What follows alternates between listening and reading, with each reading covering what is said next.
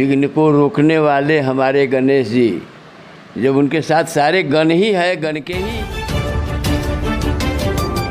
नमस्कार, आप देख रहे हैं टसन न्यूज और मैं हूं अनिमेश सिंह। आपको बता दें कि आज एक ऐसे शख्स के साथ, एक ऐसे आचार्य के साथ हम बैठे हुए हैं और सीधा सीधा बात करेंगे, सीधा सीधा वार्तालाप करेंगे और आप सभी को बताएंगे कि जैसे साल का सबसे पवित्र महीना सावन का आगमन अब हो गया है और आज से सावन का आगमन हो रहा है। सभी लोग हिंदू भाई जो भी हैं वो अब सावन के माह में जाके भोलेनाथ को जल चढ़ाएंगे और जल चढ़ाने के बाद पुण्य का भागी बनेंगे। हमारे साथ मौजूद हैं आचार्य जी। सबसे पहले तो आचार्य जी, आपको टसन में बहुत बहुत स्वागत है। और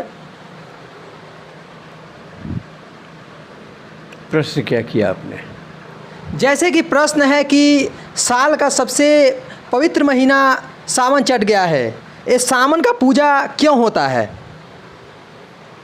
साल में 12 महीने होते हैं, जिसमें श्रावण महीना जो है हिंदू सनातन धर्म के जो मानने वाले अवलंबी हैं, धर्मावलंबी हैं, उस श्रावण महीना को भोले बाबा को समर्पित कर दिए हैं।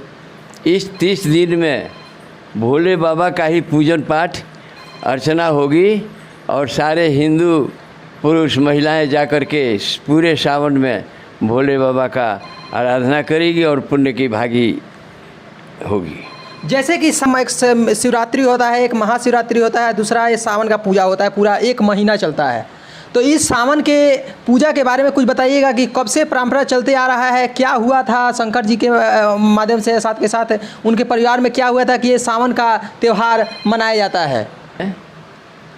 शिवरात्रि और प्रदोष जी, दो व्रत का महानता है। शिवरात्रि शिव के रात्रि को कहते हैं जी। जो चतुर्दशी तिथि को समागम और 13 तिथि के और चतुर्दशी तिथि का मिलन होता है। मध्यरात्रि में चतुर्दशी तिथि जिस रोज आती है उसे महाशिवरात्रि हम कहते हैं। वो रात्रि जो है हमारे भोले बाबा शिव की रात्रि है। उस दिन पूजा पाठ, जागरण, आराधना उत्तम फलदायक होता है। द्वादशी और 13 के मिलन से प्रदोष रात्रि होता है, जो माता पार्वती के लिए मान्य है, पूजनीय है। सुहागवती स्त्रियां प्रदोष व्रत बड़ा श्रद्धा के साथ मनाती है। जैसे कि अगर बात किया जाए तो ब्राह्मणवाद जैसे और साथ के साथ मनुवाद, ये दोनों अभी के स्थिति में परंपरा चलते आ रहा है और कुछ राजनेताओं के द्वारा इसको फैलाया जा रहा है। तो मनुवाद और ब्राह्मणवाद में अंतर क्या है? मनुवाद में मनु महाराज ने मनुस्मृति एक ग्रंथ की रचना की। उनके कालखंड में हिंदुस्तान की व्यवस्था कुछ भिन्न था, उसके अनुसार उन्होंने लिखा।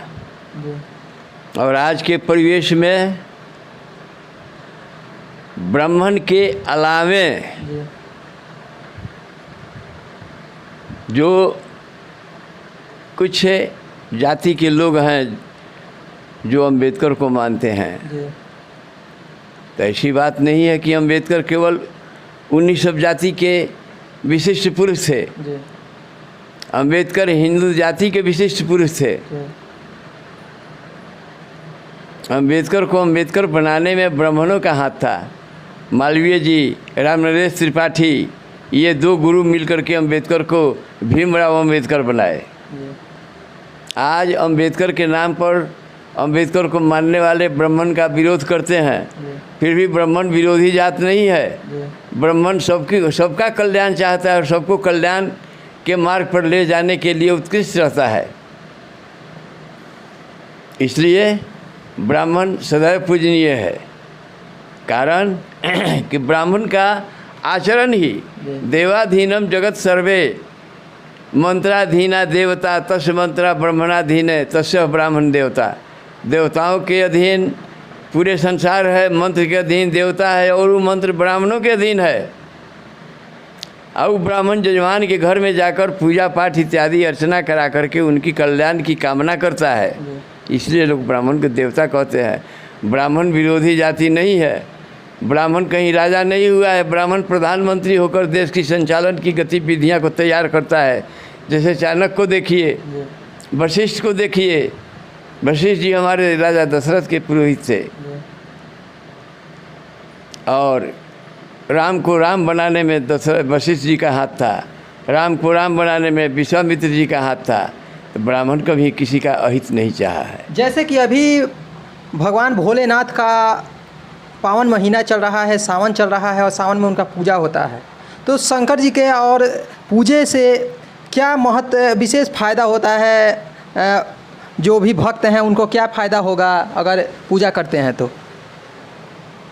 शिव और शंकर दो शब्द जी आता है हमारे भोले बाबा के पर्यायवाची नाम में। जी शिव का अर्थ होता है कल्याणकारी जी और शंकर का अर्थ होता है संहारक, संहार करने वाला। जी अब भक्त के ऊपर निर्भर करता है कि किस तरह से हमारे भोले बाबा से जाकर के मिलन करता है। जी अगर मिलन, कारण कि भोले बाबा ऊपर के बात को नहीं जानते हैं, भीतर की बात को जानते हैं जी कि इसकी आकांक्षा क्या है।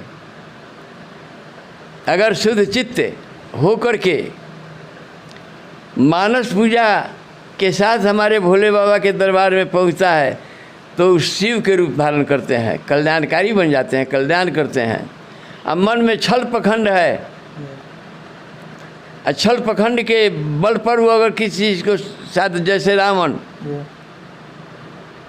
ने उसे वरदान लिया, शक्तिशाली बना, विद्वान बना, लेकिन समाज को धोखा देने के लिए बना। समाज को हमेशा धोखा दिया, समाज पर अपना आधिपत्य जमाया, किसी को कुछ समझा नहीं। इसका नतीजा क्या हुआ? उसके लिए राम को अवतार लेना पड़ा और जा कर के उसके पूरे खानदान को संहार करके गति मुक्ति दिलानी पड़ी। इसलिए शंकर खुश हो वैसी भावना बना करके उनके मंदिर में मत जाओ, शिव खुश हो ऐसी भावना बना करके जाओ कि कल्याण हो, कल्याण हो, कल्याण हो, संहार नहीं हो। तो ये भक्त के भावना के ऊपर निर्भर करता है कि भक्त किस भाव से भोले बाबा के दरबार में जाता है। जैसे कि अभी सावन का महीना चल रहा है और सावन में बहुत सारे हजारों लाखों श्रद्धालु कुछ देवघर पहुंच रहे हैं, कुछ सिलौरी पहुंच रहे हैं, या देश के अलग अलग जो भी शिव भक्त हैं अलग अलग जगह पे जा रहे हैं और सबसे अधिक देवघर जाते हैं। तो उन भक्तों के लिए अपने तरफ से क्या कहना चाहते हैं? ये एकादश पीठ है इस देश में। जो पीठ जिसके नज़दीक पड़ता है वो वही जाता है। बाबा बैद्यनाथ का पीठ हमारे घर से नज़दीक है, हमारे प्रांत से नज़दीक है, इसलिए हम उनके पास जाते हैं। और जो उनके पास भी जाने में असमर्थ है तो उनके लिए पीठ उस गांव के शिव मंदिर है और उस मंदिर में जा कर के उनको जलार्चन करता है, पूजा पाठ करता है। भोले बाबा बैजनाथ धाम सावन के महीने में ज़्यादा लोग इसलिए जाते हैं कि वो रावणेश्वर के भी नाम से पुकारे जाते हैं। बैद्यनाथ और रावणेश्वरम। कैलाश से जब रावण लेकर चला तो शर्त यही था कि तू कहीं हमको रखना मत, रख दोगे तो हम वहीं रह जाएंगे। एक लास्ट सवाल है कि शंकर जी का जो दो पुत्र हैं, एक कार्तिक जी हैं और एक गणेश जी हैं। अगर देखा जाए तो कार्तिक जी को कम पूजा जाता है, वहीं पे गणेश जी का जो लोकप्रियता है और साथ के साथ उनको हर पूजा में सबसे प्रथम पूजा उन्हीं का होता है, गणेश भगवान का। ये परंपरा कैसे और कब से और क्यों चल रहा है, इसका कुछ महत्व बताइएगा। गणेश जी और कार्तिकेय जी दो लड़के, और गणेश जी गणनायक हैं। तो गणनायक की पूजा हम प्रथम क्यों इसलिए करते हैं कि हमारी पूजा में विघ्न पैदा न हो। विघ्न को रोकने वाले हमारे गणेश जी, जब उनके साथ सारे गण ही है, गण के ही अधिष्ठात्री देव हैं, तो हम प्रथम पूजा उनकी नहीं करेंगे। पूजा काल में अगर हिंसक जंतु मधुमाछी, भंवरवा, मध इत्यादि सब उसक करके हमको काटना शुरू कर दिया तो हमारे पूजा में विघ्न हो गया।